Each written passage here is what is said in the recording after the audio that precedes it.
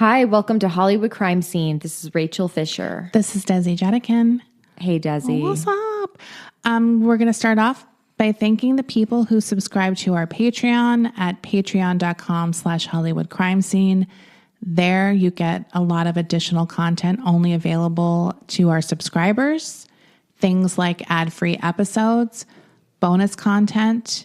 You get access to any polls we might do, as well as our Discord server. There's lots of stuff going on over there. And you can talk to us on Discord. Yeah, we're there, posting our food pics. We post all kinds of pictures there. Talking about reality TV. There's lots of little chat groups. Movie chats. So last week we had Melissa, Lauren, Karina, Ruth, Angela, Jamie, Becca, Aaron, Sarah, Bon, Jody, Hannah, Serena, Valentina, Kay, Haley, Amna, Trisha, Christy, Amy, and Natalie. Thank you guys so much. Okay, Desi, this is part 2 of L. Ewing Scott. Now, my main source for this episode is the book Corpus Delicti by Diane Wagner. And I also used some newspaper articles, which I will mention in the episode. I texted Desi last night. I said, look, this is going to be a 3-parter. There's too much stuff happening. Okay. Couldn't get to it all this week. You got to do what you got to do. So buckle up, bitches. This is part 2. Now, where we last left off, it was July of 1955, and Los Angeles DA Ernest Roll began informally investigating the disappearance of 63-year-old society matron Evelyn Scott. Meanwhile, her husband, L. Ewing Scott, had started dating a new wealthy widow named Harriet. Though Scott had attempted to woo Harriet in the same way he had wooed Evelyn, their romance cooled, as Harriet found Scott's story of his wife leaving him strange. After a few months of dating, Harriet realized that this guy was a weirdo. I mean, she was dating someone whose wife just disappeared / probably died. So, I mean, going into it should have been a red flag. Yeah, like she found his stories really suspicious. I'm always baffled by people who commit a crime and possibly could get away with it, but they just can't resist going out to start date again. Do you know what I mean? Like, yeah, he couldn't just like lay low. He had to like get back into the game immediately. Bizarre. Date a new wealthy widow. And not only that, but he was really over the top in his shit talking of Evelyn. Right. To her and also to everyone else. Like he kept telling her, oh, she's a secret lesbian. It's disrespectful. Even if you were on the verge of divorce and you hated your wife, in this circumstance, I don't trust anyone who isn't like respectful at the very least. Yeah, he was just trying to scandalize people by saying, oh, she has a girlfriend on the side, or she's an alcoholic. Like he's picking all these things right, to make people be like, oh, wow. Well, that makes sense that she absconded somewhere. Anyway, the whole story sounded fishy to Harriet. Scott asked Harriet if she wanted to accompany him on a cruise the following spring. Jesus Christ. You can't even get away with this kind of shit anymore. No. No one in their right mind would do that. Well, she said no. Good for her. She's like, I don't want to go on a cruise with you. Yeah. I'm not going into international waters with you, buddy. And accidentally fallen. We know what happens. We've seen Dateline. Yeah, okay. But Scott booked a luxury ticket set to depart in March of 1956 to the West Indies. So he was going to go anyway, just as a treat. Nice. He's like, I want to go on a little treat for myself. Meet another wealthy widow. Who knows? Possibly, because this was like an expensive cruise. So Harriet officially broke things off with Scott by the fall of 1955. Then he began dating a new woman named Marianne. There actually seems to have been some overlap between the dating of Marianne. It was sort of like Marianne seemed like his backup. Oh, I don't doubt it. For sure. And he also told Marianne about his missing wife.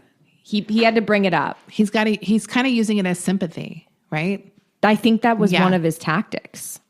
So Scott tells his new girlfriend, Marianne, the same story he told Harriet. My wife's a lesbian. She's an alcoholic. She deserted me. I'm a sad boy. Yeah. And he then started giving her gifts. Now, the gifts he was giving her were personal items that had belonged to Evelyn Scott, his wife. Regifting. He's doing a lot of regifting. He would end up proposing to Marianne the following January. Meanwhile, Evelyn's friend, Bill Bronner, who was the respected Los Angeles attorney, was continuing to chase down leads. He called up every hospital in Baltimore and New York, which is where Ewing Scott had said his wife was in a sanitarium. Right. None of them had ever heard of Evelyn Scott before. He then got in contact with Evelyn's brother, Raymond. Raymond was unaware of his sister's disappearance as their relationship had been rocky since she married Scott. Bronner offered his hunch that Scott had something to do with it and urged him to take legal action. You know the husband is like, fucking Bronner, stop it. That's like classic, like, and I would get away with it too if it wasn't for fucking Bronner always poking his nose and everything. Oh, yeah. He's very nosy. He's like Lundy in Dexter. Yeah, it's so irritating to him. Except Scott is could never be Dexter. No, he wishes. Because Scott's shitty. No, I mean, killing the wife is breaking the code. Dexter would never. Dexter would never. And also Scott was ugly. That's true too. And not horny. No. So he's like, you need to go to the DA. Like, we need to get as many people in her circle pressuring law enforcement and the district attorney. Right. To look into something. To look into this guy. Because at this point, the investigation is off the books. It's informal. It's just her friends investigating, and the DA has been doing an informal, unofficial investigation. Because technically there's no evidence of a crime. Exactly. Yet. Yeah. Exactly. So Raymond spoke to the DA, who told him that he was also suspicious of Scott, but there was no evidence to connect him to her disappearance. Right. Everything was circumstantial. Because there was no formal police investigation happening, Raymond began doing his own digging. He would like snoop outside of the Scott residence several times looking for answers. He would just kind of like hang out. Yeah. And hide around and just like look. Get his little magnifying glass out. Yeah. He'd be all like hunched down in his car, like with a hat over his eyes. It would be fun to investigate something like that. Yeah.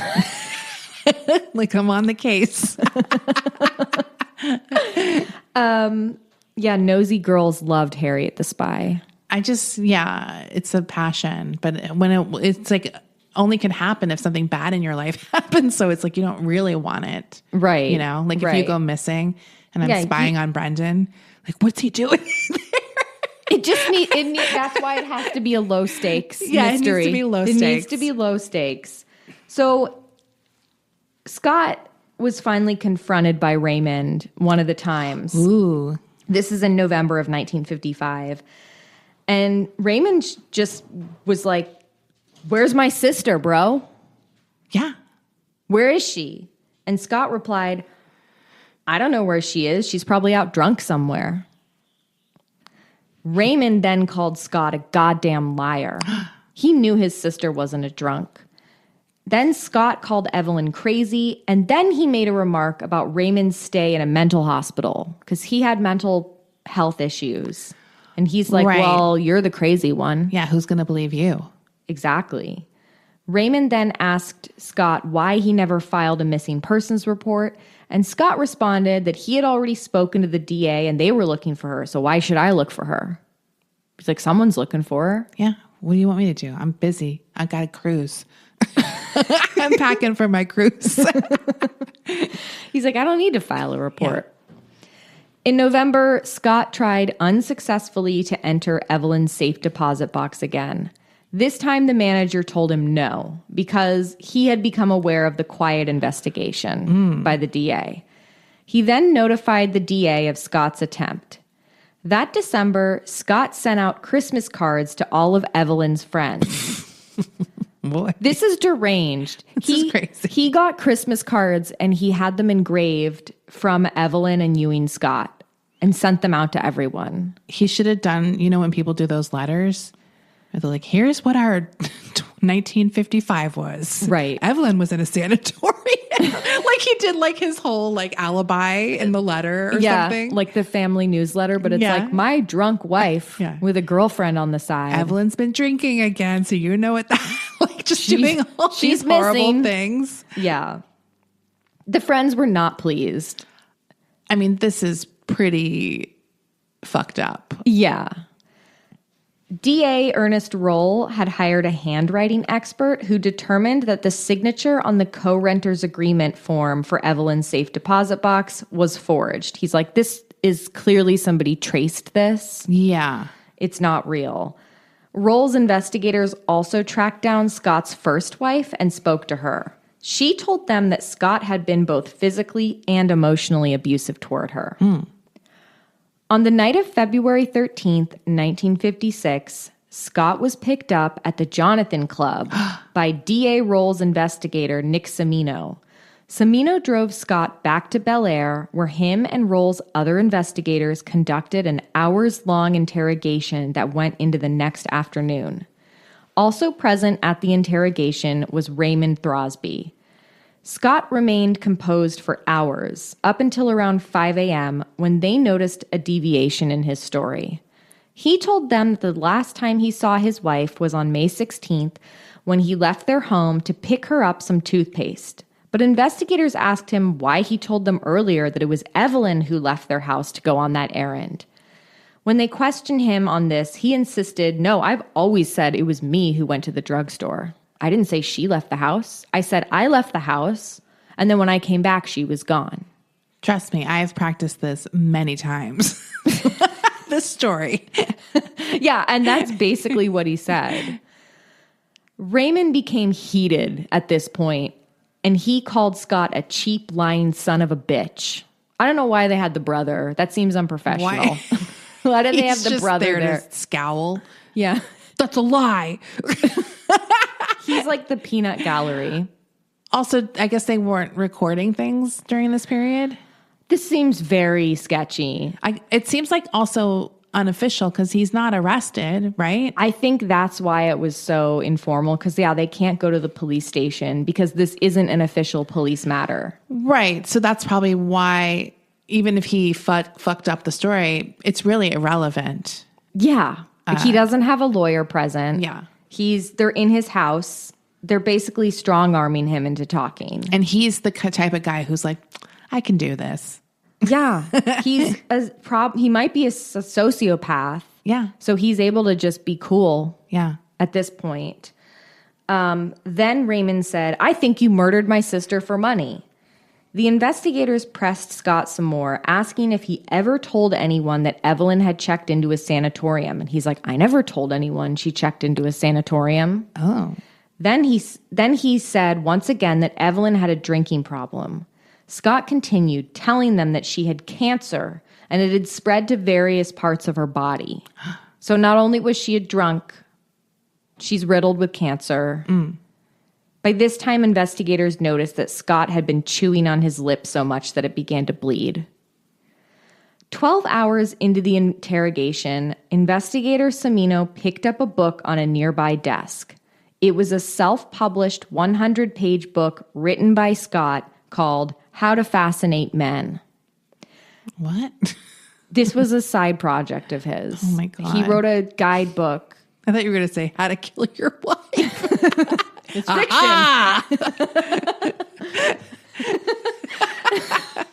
That would be lucky. Yeah. That'd be so convenient. We've got you, Scott. It's fiction.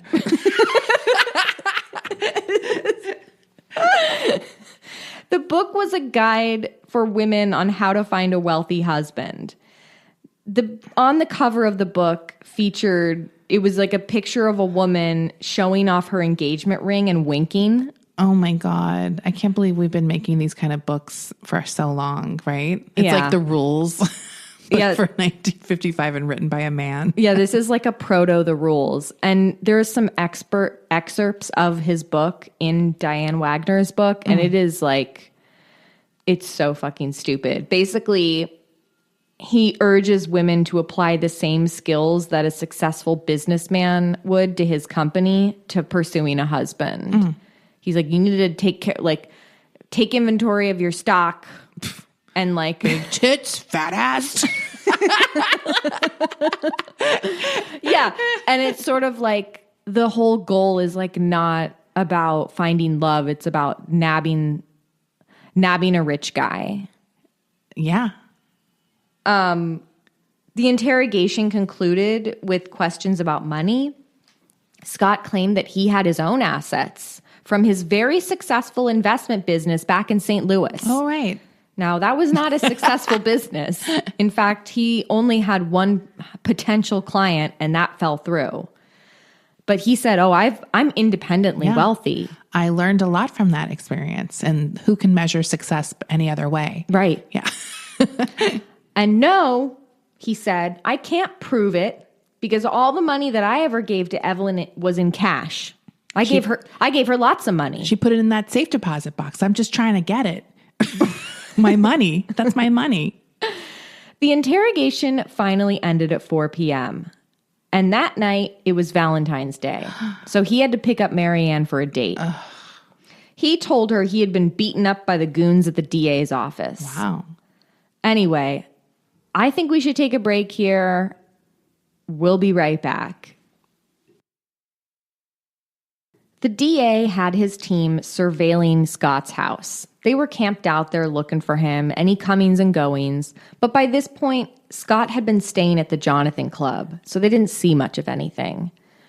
A month later, in March, the LA Times and the Los Angeles Examiner picked up the story of the missing Evelyn Scott. This is nearly a year since she was last seen. This finally hits the newspapers. The Times headline read, "Wealthy matron missing 9 months. Husband fails to file report."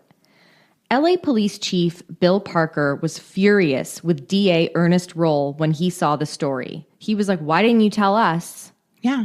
You're doing this quiet investigation. You didn't tell us about it." And he's like, "And I look bad." Yeah. The investigation then became official with the police department, and they brought on a team of detectives working alongside the DA and his team.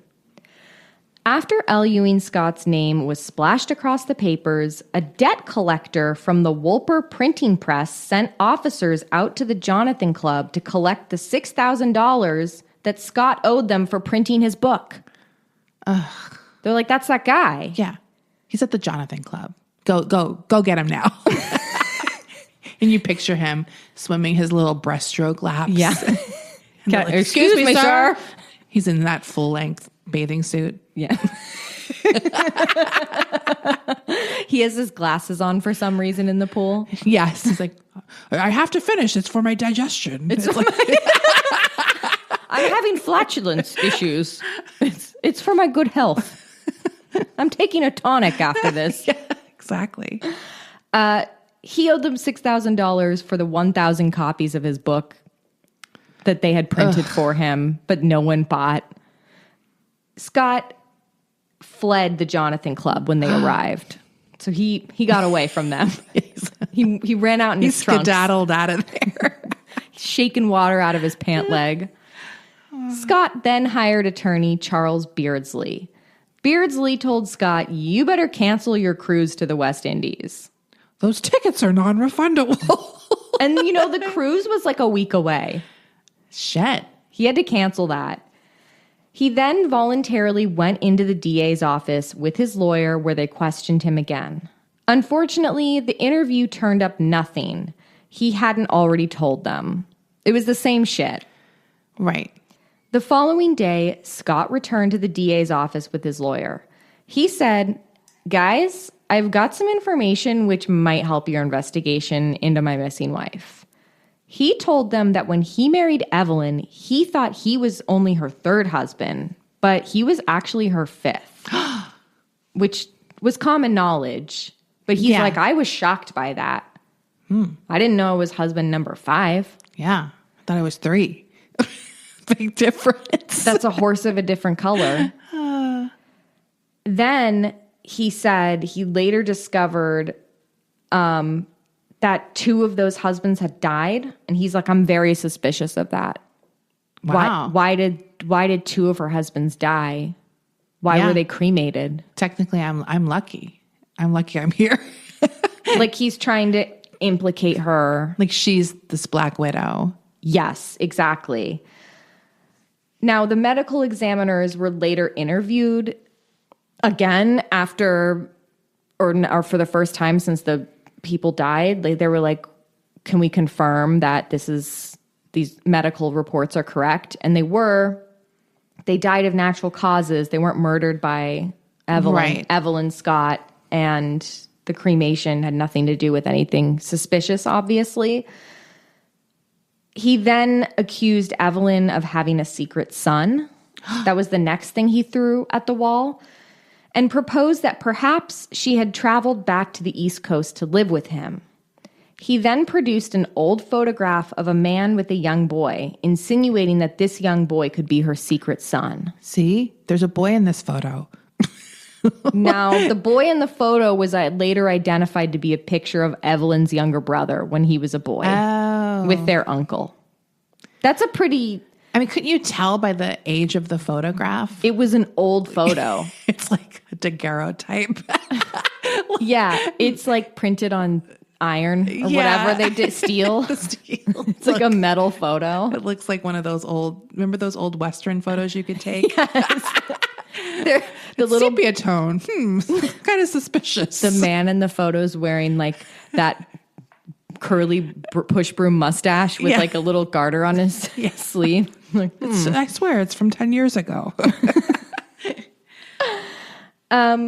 He then launched into stories of her mental problems. He said he wasn't exactly sure of the names of the mental hospitals she had previously stayed at, but she definitely stayed at some mental hospitals. Yeah, whatever. Just make them, just like... He couldn't come up with a single name. Sergeant Zander told Scott that they had spoken with Evelyn's physician, and he said her only health problems were her occasional diverticulitis flare-ups. So how do you explain that? Yeah. Next, they launched into a line of questioning regarding his wife's jewelry and why he canceled the insurance on it in July of 1955.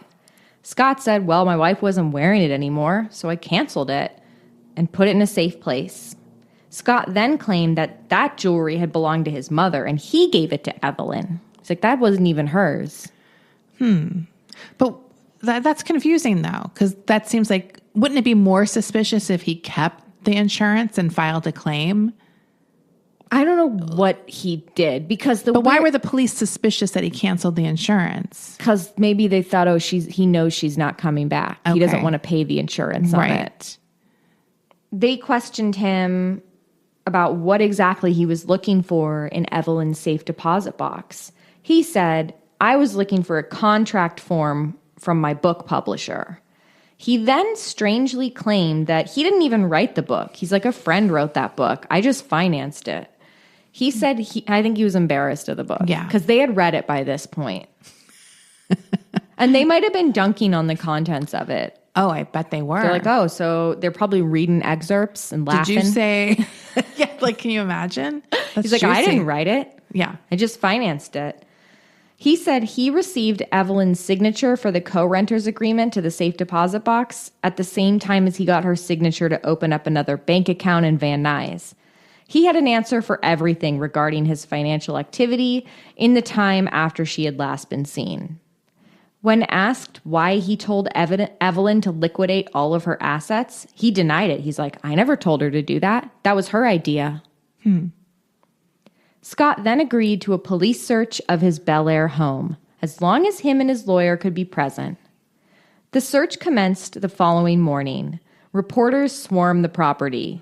One of the reporters was a guy that Scott knew from the Jonathan Club, and he went over and was like, hey, what's up? Scott escorted the police chief, the detectives, the crime lab techs, a crime scene photographer, and a forensic chemist into his home.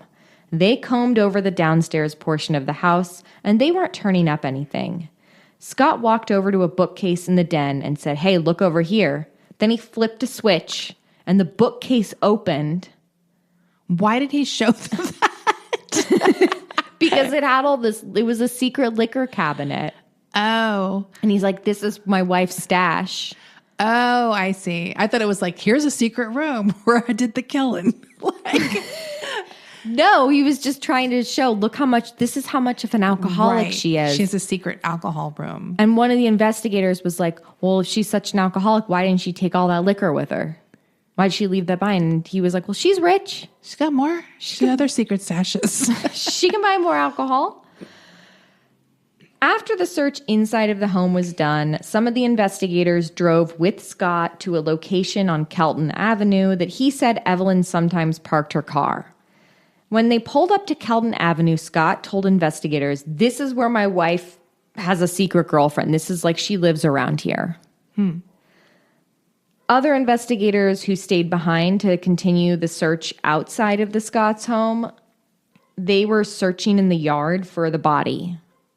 And their technique for probing, they didn't want to dig up every square inch of land, so they had this probing technique that just from what I read, sounds very primitive. They would just stick a pole into the ground and see if touched anything soft. It's not moving. Might be something here. It's not dirt. It's a body. It's another tree root. They only found the only bones or remains that they found in the yard were the bones of a cat. At least someone gave him a burial. That's true.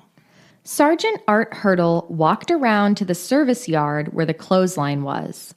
Here, there was an incinerator built into the wall. It was a low wall that was on the edge of the property. On the other side of this wall was the neighbor's property. He noticed that it appeared to have already been examined by a crime scene tech. But Sergeant Hurdle jumped over the wall and into some leaves. Amongst the leaves, he discovered a portion of a set of dentures with 5 teeth attached to it. Ooh. He then found a pile of half-dissolved white pills and some half-melted yellow capsules. Nearby, he found a can of that special toothpaste that Evelyn used. Then he found a cigarette holder, some jewelry, a hairbrush, and a tube of Ultrasol. He then found 2 pairs of glasses a few feet away. Sergeant Hurdle quietly gathered these items and told the other investigators of his findings. Nobody in the investigation team wanted to let the press know of this discovery yet. Right. The pill remnants were sent to the lab for analysis. The substance was later determined to be the medicine that Evelyn took for her diverticulitis. The contents found in the incinerator were analyzed and discovered inside the clumps of all this cinder were 20 hosiery fasteners. They found a woman's belt buckle and some thin shreds of fabric. They also found a metal spatula and some very small bone fragments. After closer analysis, however, these bones were determined to have come from lamb chops. Oh. When Scott was interviewed about why they found the remnants of women's garments among the ashes, he was like, oh, well, Evelyn had soiled some of her dresses. So Jesus Christ. He can't stop at any turn to disgrace his wife. Oh, yeah, she was drunk and soiled herself. I was like, just burn it. These guys suck so bad. The dentures did not yield any fingerprints. They were too destroyed by the elements in the yard for 9 months. But Evelyn's dentist examined them and concluded, yeah, that's my work. That belonged to her. The dentist said that he last saw Evelyn on May 13th, 1955, which was a few days before she went missing. And he said there would have been no reason for her to have thrown out those dentures. They were perfectly fine. They were great. Evelyn's eye doctor determined that the 2 pairs of glasses found by Sergeant Hurdle were hers. He determined this by matching the prescription as well as matching the specific frames she had ordered.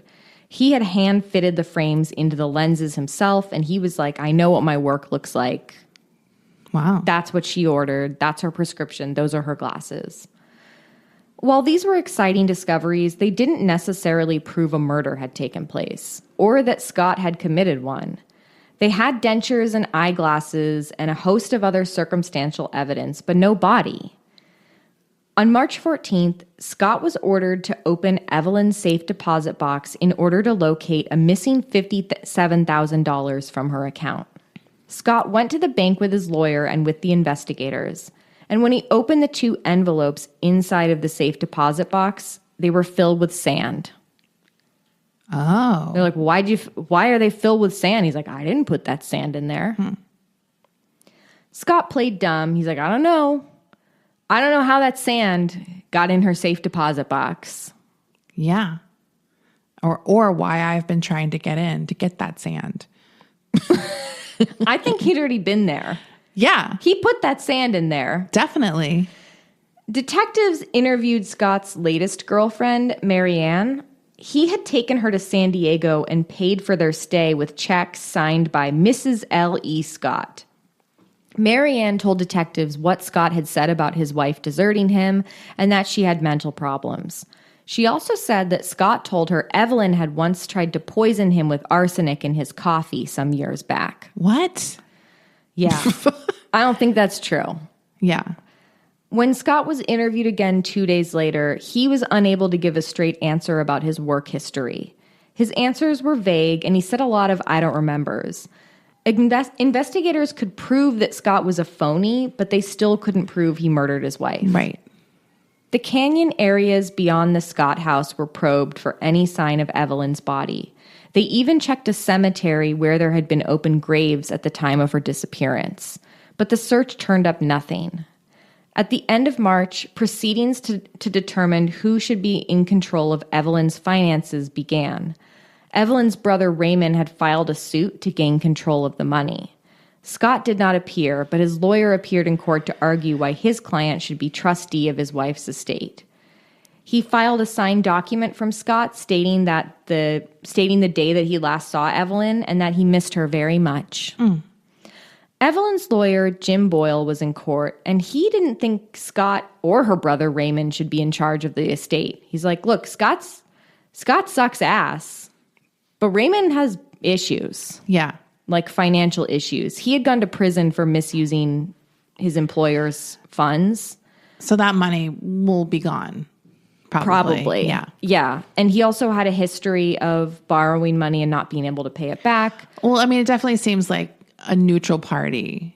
That's what they decided on. So they decided that the Citizens National Trust and Savings Bank would be appointed the trustee of this money. The bank would now be tasked with determining if Scott had misused any of Evelyn's money and also determining how much he would have to pay back. Scott also had an upcoming hearing regarding that $6,000 he owed the printing company. They weren't letting that go. No, they're like, we don't care what you're going through.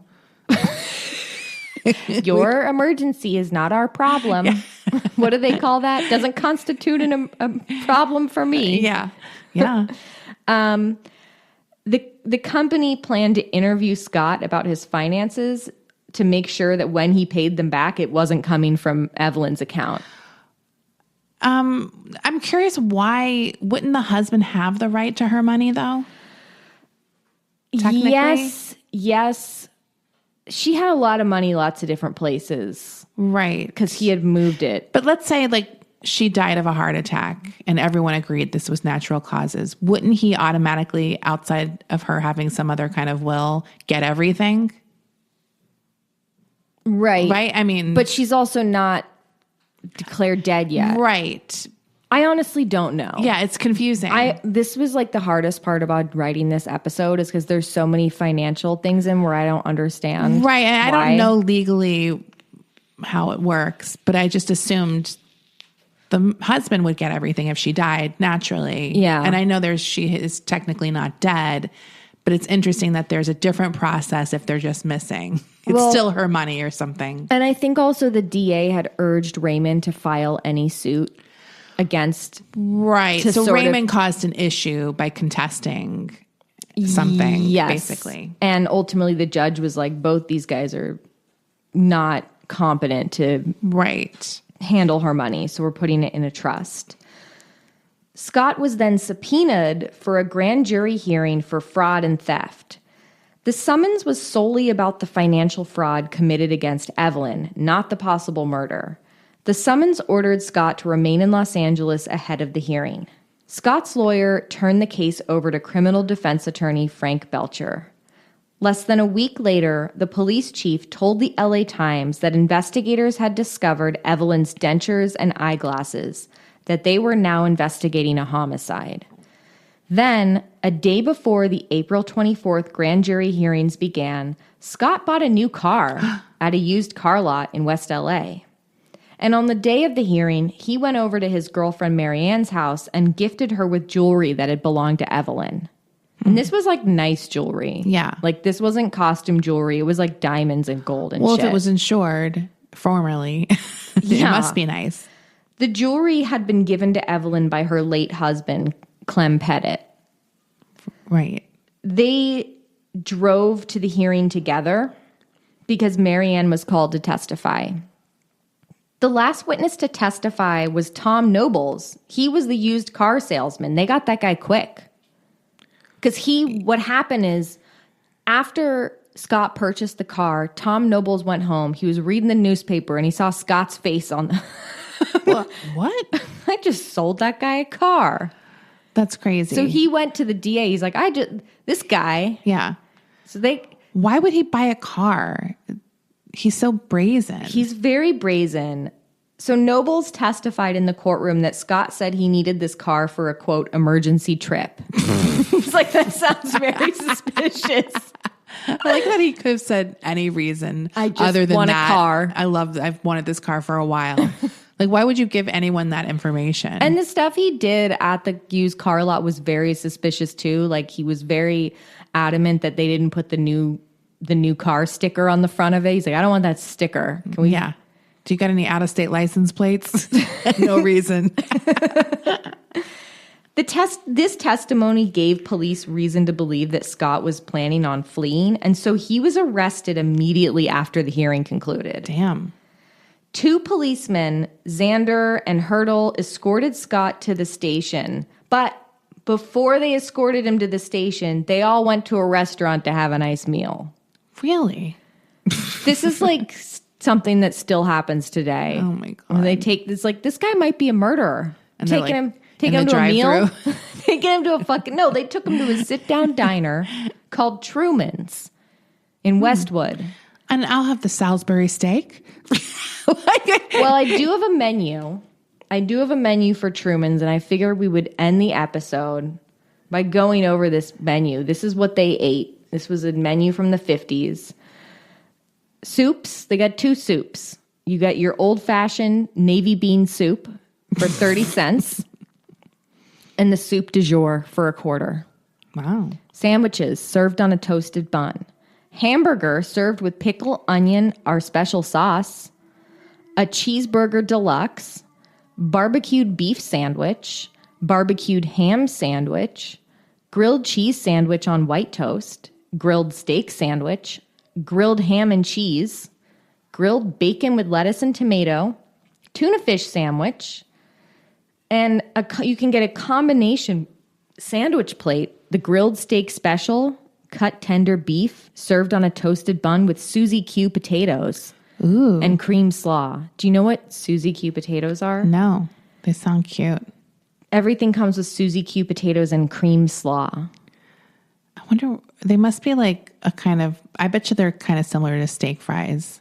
I don't know why. Yeah. They seem like they'd be like thick cut potatoes. You can get a chef's special, which is chicory, lettuce, tomatoes, toasted croutons, tossed with our special dressing, rolls, and butter, served with shrimp.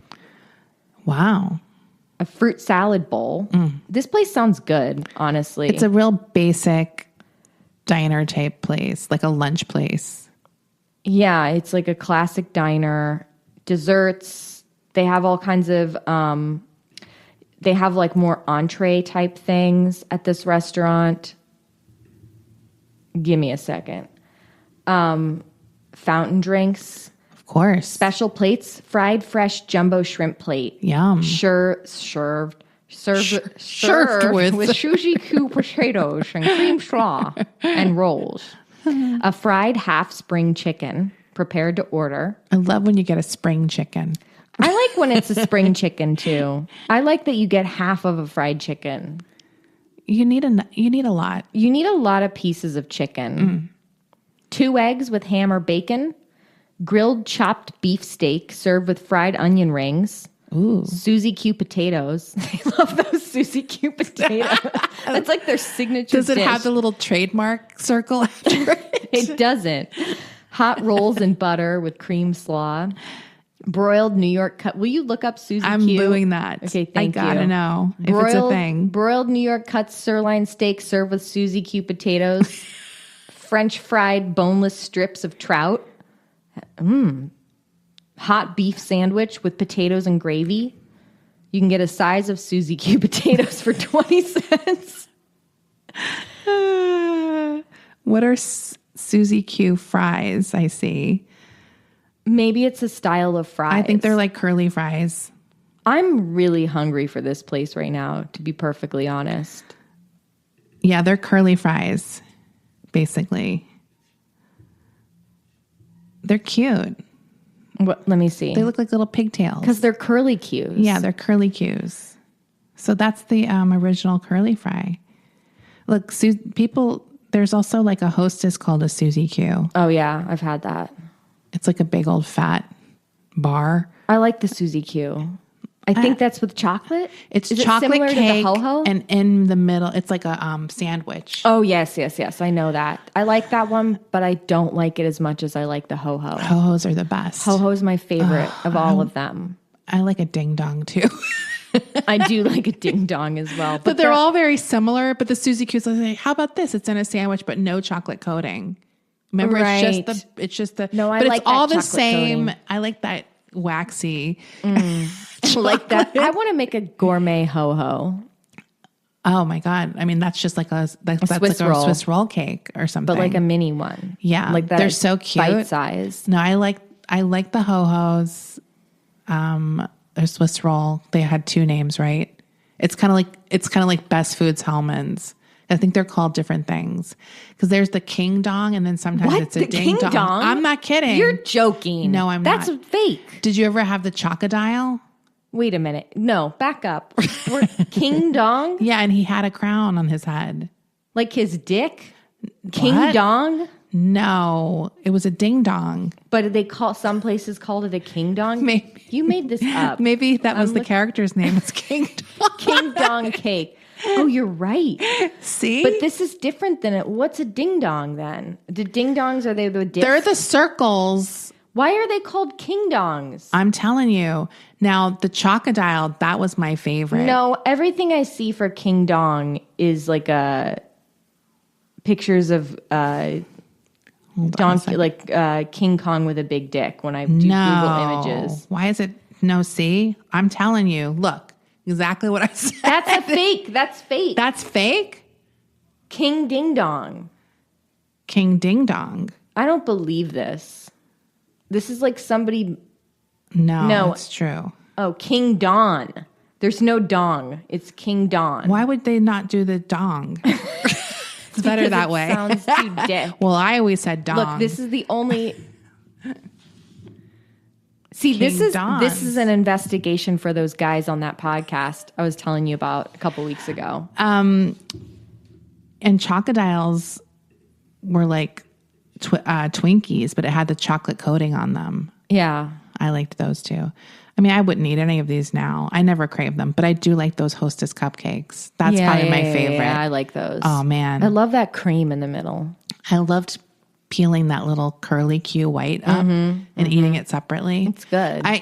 There's foods you have to eat in a certain order. Yes. Yes. It's like deconstructing it. Yeah. And the Hostess cupcakes is definitely one of them. I would love to make a gourmet Hostess cupcake.